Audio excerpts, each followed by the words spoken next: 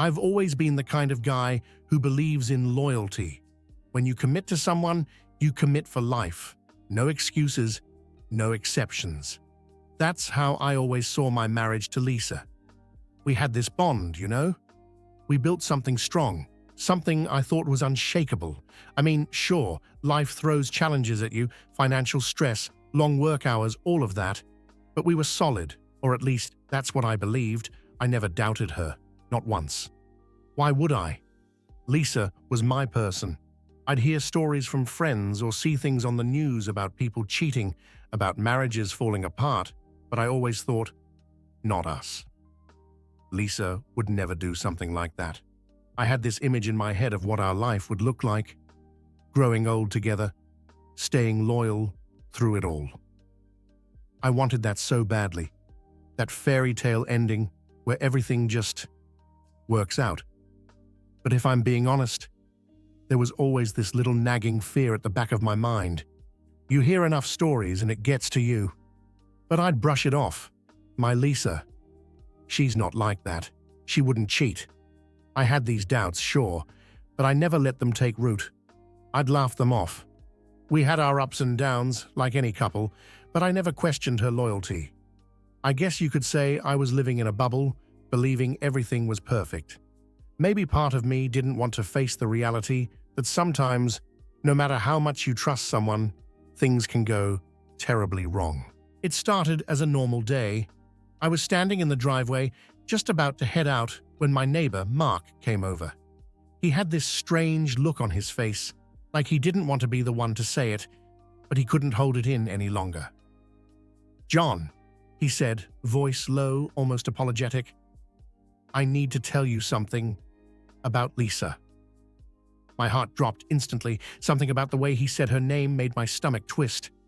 I forced a smile and tried to play it off. "What's up?" I asked, keeping it casual, but inside I could feel the walls of my world trembling. He hesitated for a second, like he was weighing the impact of what he was about to say. "I saw her on that cruise last month, but she wasn't alone." I froze. My mind couldn't process what he was saying. "What do you mean she wasn't alone?" My voice cracked, even though I tried to keep it steady. Mark glanced down, clearly uncomfortable. "She was with another guy. I wasn't sure if I should tell you, but it didn't look right, John. It felt like the air was sucked out of my lungs. The blood rushed to my head, and for a moment I couldn't even think.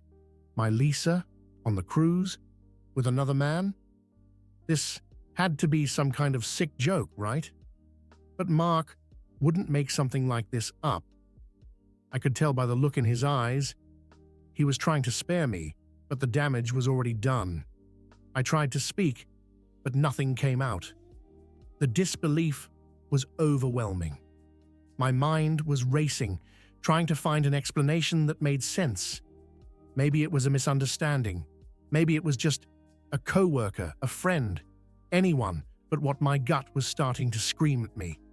I mumbled something, I don't even remember what, and walked back into the house, shutting the door behind me. The silence inside felt deafening. My thoughts were spinning out of control, but there was one that kept rising above the rest. Could it really be true? After Mark left, I sat there, in stunned silence. His words kept echoing in my head. She wasn't alone. It didn't look right. I couldn't believe it. Lisa, my Lisa, how could this be true? I kept telling myself that there had to be an explanation, something innocent, something that would make all of this make sense. But the more I thought about it, the harder it was to shake the feeling that something wasn't right. I tried to replay everything in my head, the cruise, the conversations leading up to it. She had been so excited about it. She'd called it a work getaway, saying it was a chance for her to relax, recharge. I didn't think twice. Why would I? We'd been married for years. We trusted each other. Or at least, I thought we did. Now, every little moment started to feel suspicious. The way she didn't really talk about the trip afterward. How she brushed off my questions with vague answers. I didn't want to believe it, though. I couldn't. This was Lisa we were talking about. She wouldn't do this to me. She couldn't. But that doubt, it crept in like a poison, slowly, silently, until it consumed everything. I started to question every moment, every conversation. Had I missed something? Had I been blind? It felt like I was spiraling, unable to grab onto anything solid. The worst part was, I still didn't know for sure. Maybe Mark was wrong. Maybe he saw something that wasn't what it seemed. I wanted to believe that so badly. But deep down, there was this nagging feeling I couldn't shake. This quiet, awful voice whispering, "What if it's true?" I didn't know what to do. I couldn't confront her without proof. But sitting there, not knowing, was tearing me apart. I needed answers, but I wasn't ready for what those answers might be. As the days went by, the doubt grew into something heavier. It wasn't just about the possibility that Lisa had been unfaithful. It started to feel like a reflection of me. I couldn't help but ask myself, what did I do wrong? I started thinking back. Had I not been enough for her? Was it because of my job, the long hours, the financial struggles? We didn't have the most glamorous life. I knew that. I had always felt this pressure to be more successful, to give her more. But I thought we were in it together. We had dreams, sure, but I never thought money or status would be the thing to come between us. The more I thought about it, the more I started to question my worth. Was I not good enough for her? I'd look in the mirror and see the signs of age creeping in. The gray hairs, the tired eyes. Maybe I wasn't the man she wanted anymore. Maybe I hadn't been for a while, and I was just too blind to see it. I couldn't shake the feeling that I had failed. Failed as a husband, as a partner. Every insecurity I had buried over the years started bubbling to the surface. I thought about all the times I'd struggled with girls when I was younger, the rejections, the feeling of never quite measuring up. And now it was happening again, only this time it was my wife, the person I had trusted most in the world. It was like everything I believed about myself was being ripped apart. I was stuck in this loop of self-doubt, questioning everything. Was I ever enough? I couldn't live in limbo anymore. The not knowing, it was eating me alive. I needed proof, something concrete to either confirm or deny what Mark had told me. So I started looking for signs. I didn't want to be the guy snooping through his wife's things, but at that point, I felt like I had no choice. It began with small things, checking her phone when she wasn't around. I'd never felt the need to do that before. But now, every buzz, every notification sent a wave of anxiety through me. But there was nothing out of the ordinary, no suspicious messages, no hidden conversations. It was frustrating because I wanted to believe that meant she was innocent. But part of me also wondered if she was just covering her tracks. I started looking at her social media, searching for any little clue that might point to something being wrong.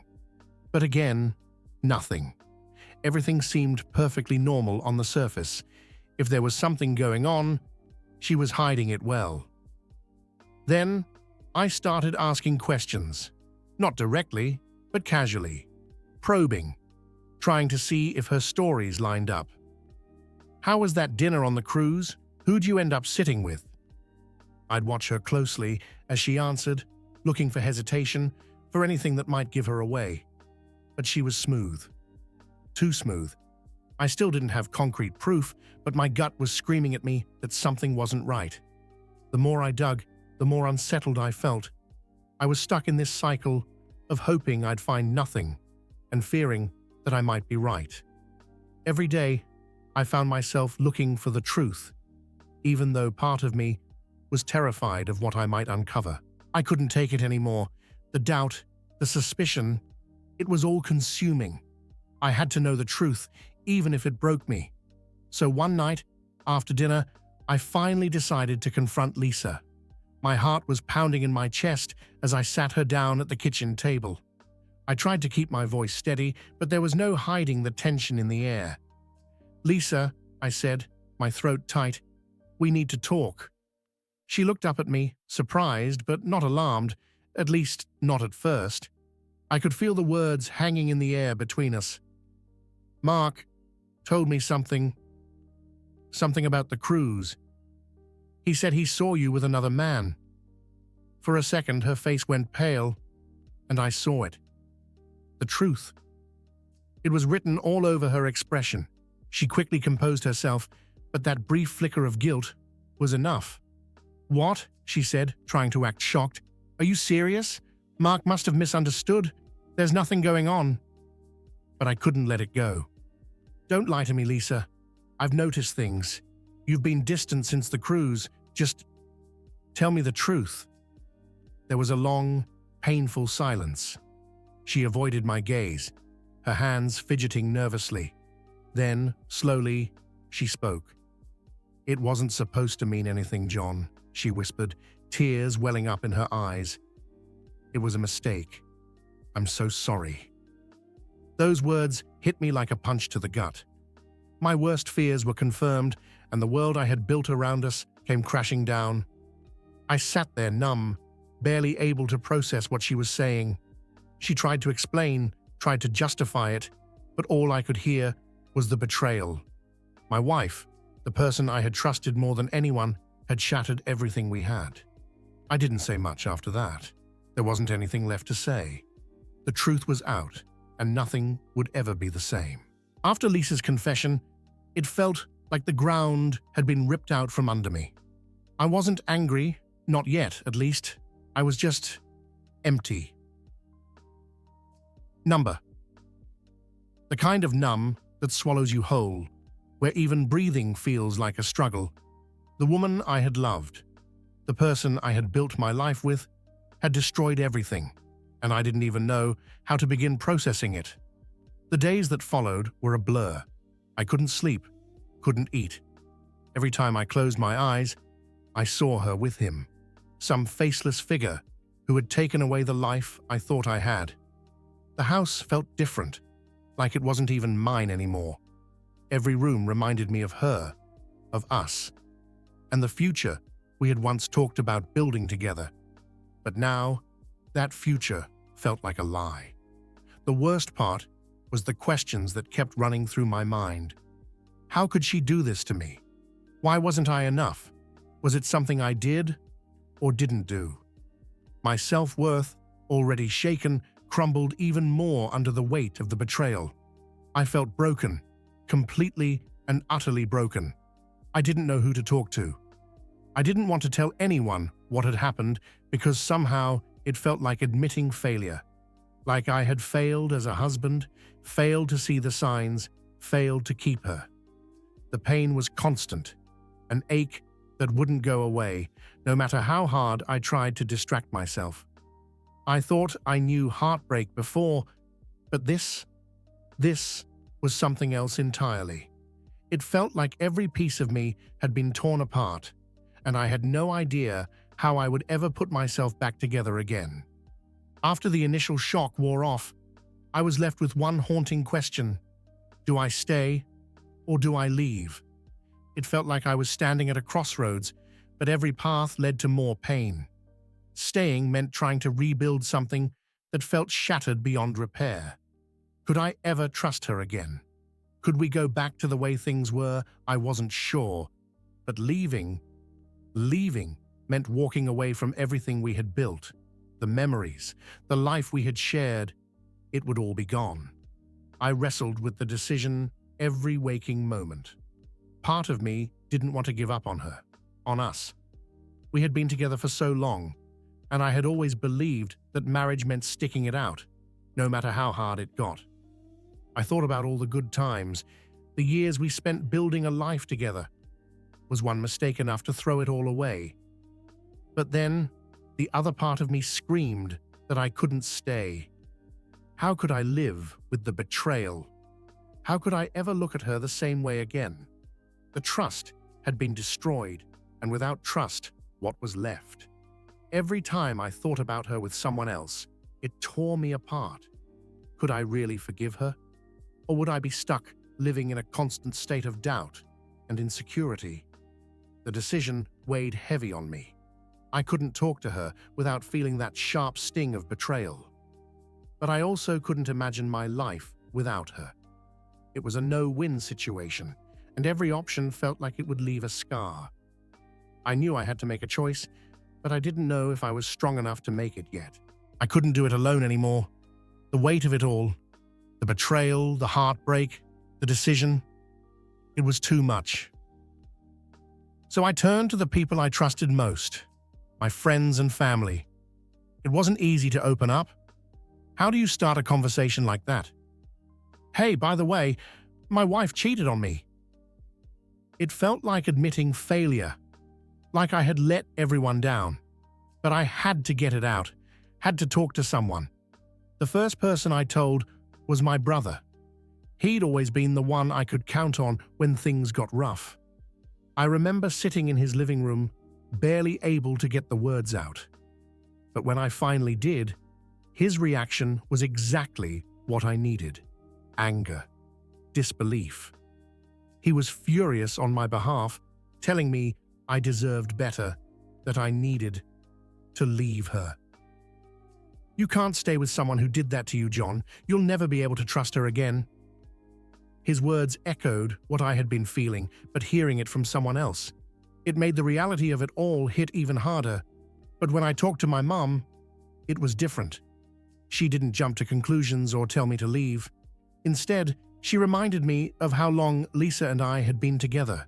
She told me that marriages go through difficult times, that people make mistakes, and that sometimes, with enough effort, things could be repaired. If you still love her, maybe it's worth fighting for, she said softly. Her words filled me with even more confusion. Every person I talked to seemed to have a different opinion. Some told me to leave, that I deserved better. Others said I should give her another chance, that love was worth fighting for. Their conflicting advice only made the decision harder. I thought talking to them would help, but instead, it left me feeling more lost than before. At the end of the day, I realized something. No one could make this decision for me. It was my life, my marriage. I had to figure it out for myself. After days, maybe even weeks, of being stuck in a cycle of heartbreak and confusion, something inside me shifted. I realized I couldn't keep living like this, drowning in the pain, trapped in the uncertainty of what to do next. Whether I stayed or left, I knew I had to start healing. For myself. I had to find a way to rebuild my strength, piece by piece. It wasn't an overnight process. At first, I just forced myself to get up in the mornings, small steps. I started doing the things that used to make me feel good, but that I had abandoned in the chaos. I went for runs, spent time outside, and reconnected with old hobbies, things that had nothing to do with Lisa, things that were just for me. I also reached out to a therapist. I had never done that before, but I knew I needed help sorting through all the emotions that were overwhelming me. Talking to someone who wasn't invested in the situation helped me see things more clearly. They didn't tell me what to do, but they helped me realize that healing wasn't about the marriage or about Lisa. It was about finding myself again. I wasn't fully healed, not yet, but with every small step, I felt like I was slowly regaining control over my life. I didn't need to make any decisions about the future right away. I just needed to focus on getting through each day, on building myself back up, one piece at a time. And for the first time in a long time, I felt a small flicker of hope. Hope that maybe, just maybe, I could find strength in the middle of all this chaos. I wasn't looking for it. After everything that had happened with Lisa, the last thing on my mind was starting something new. I was still healing, still trying to figure out who I was without the weight of betrayal dragging me down. But life has a funny way of surprising you when you least expect it. Her name was Emily. We met through mutual friends at a small get-together. Nothing fancy, just a few drinks and conversations. At first, I wasn't paying much attention. I was still guarded, still cautious. But Emily, there was something about her. She had this warmth, this kindness that put me at ease. She wasn't trying to fix me or pry into my past. She just listened, and I needed that more than I realized. It started slowly. We exchanged numbers, talked here and there. I wasn't rushing into anything, and neither was she. There was no pressure, no expectation. It was just easy. And after everything I'd been through, easy felt like a breath of fresh air. As the weeks went by, I found myself looking forward to our conversations, to seeing her again. She didn't remind me of Lisa, and that was a good thing. Emily was different. She was patient, understanding, and never made me feel like I had to rush into something I wasn't ready for. I wasn't sure where things were going with her, but for the first time in a long time, I felt hope. A real, genuine hope that maybe, just maybe, I could find happiness again. It was scary, of course. Trusting someone new, after being hurt so deeply, wasn't easy. But with Emily, I didn't feel rushed. I felt like I could take my time, and for the first time, that felt okay. Trust. After everything I'd been through, that was the hardest part. But with Emily, it wasn't something I was forced into. It grew naturally, little by little, in the small moments. She never pushed me to open up before I was ready. Instead, she let me take things at my own pace. It was different, and honestly, I needed that. At first, I was hesitant. Every time something felt good, part of me would pull back, afraid it could all come crashing down again like it had with Lisa. But slowly, Emily helped me see that not everyone would hurt me the way Lisa did. She wasn't her. She was someone new, someone who valued honesty and trust, and she gave me the space to rebuild those things in my own time. We weren't rushing into anything, but I found myself smiling more, laughing again. The heaviness I had been carrying for so long started to lift. I didn't expect to find happiness this way, not after what happened, but somehow, with Emily, it just felt right. I wasn't looking for a replacement for the life I had lost with Lisa. I was building something new, something better. We took things slow, and in that, I found peace. I could finally let go of the bitterness and pain that had been holding me back. It wasn't just about finding love again. It was about trusting myself, trusting that I could open my heart without fear of being shattered. Emily and I were building something real, something solid, and with every day that passed, I started to believe in happiness again. The kind of happiness that isn't perfect, but is honest and true.